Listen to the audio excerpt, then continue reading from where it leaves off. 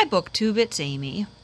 I've been slowly reading through these journals written by an ancestor of mine several generations back.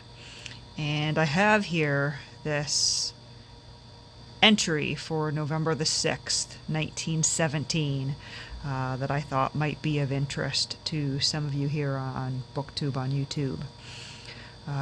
So this particular ancestor of mine was living in rural New York State at the time, in the United States.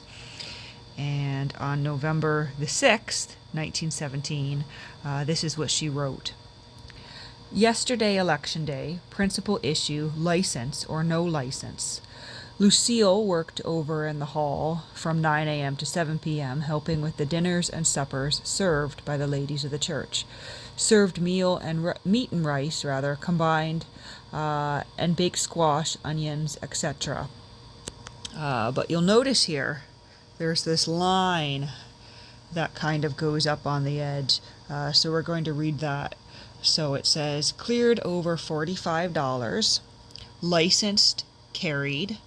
Women's suffrage was carried throughout state. So that's just kind of thrown in there. License, which I'm not quite sure what that's referring to. Perhaps that is related to a license to drive a car. This family did have a car. In the earlier volume that I was reading, they talk about driving into town, taking several day trips to Rome and Verona, New York, driving up to Ithaca. But I just thought it was interesting to come across this entry with the mention of the vote for women's suffrage. And it goes on with some mundane things, but there's talk in here about the Red Cross and whatnot, and I'm finding out some interesting things about my ancestors. In the earlier volume, let's see if I can find it here again now. I was like, oh my goodness, there was mention of some flooding that had happened in 1917, and several dams that broke, and unfortunately several people were killed by these broken dams. Here it is. Oriskany Falls, I think that's what it says. But it says, she wrote here, in June of 1917, terrible storm last night. I think a cloud burst, causing the death of several persons, wrecking several houses in Oriskany Falls. Pratt's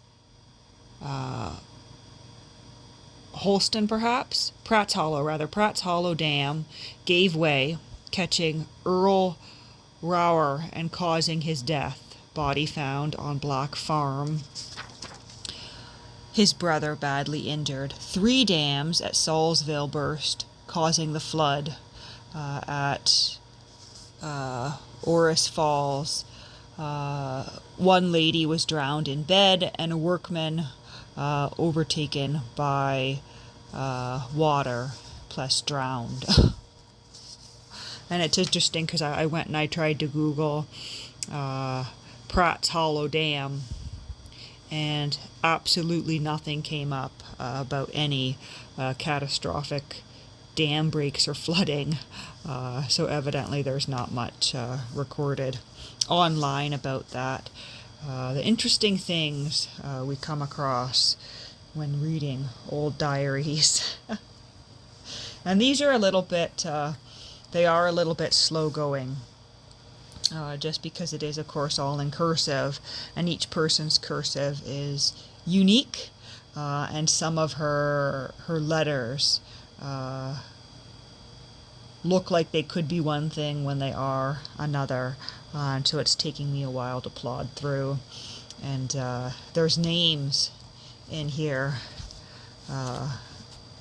that I've been trying to sort of place and put in order. When I first started reading these, I was like, Zoe. because her name is Zoe. And I was like, I don't know who the Zoe would be in my family tree. I know who had possession of these, and I know how they came to be with me, but I wasn't sure who had written them, and I figured that out now. And I've made some connections to books that I actually have in my collection that I inherited. There's a book plate with a specific name, an Etta Martin. And for the longest time, until today, I thought Etta Martin was just, a random person who had owned them before my grandfather. And now I've realized that, I think Etta Martin must have been someone to my grandfather, a relative of some sort, who he inherited the books from. But just what that connection is isn't clear to me, and it perhaps may never be clear.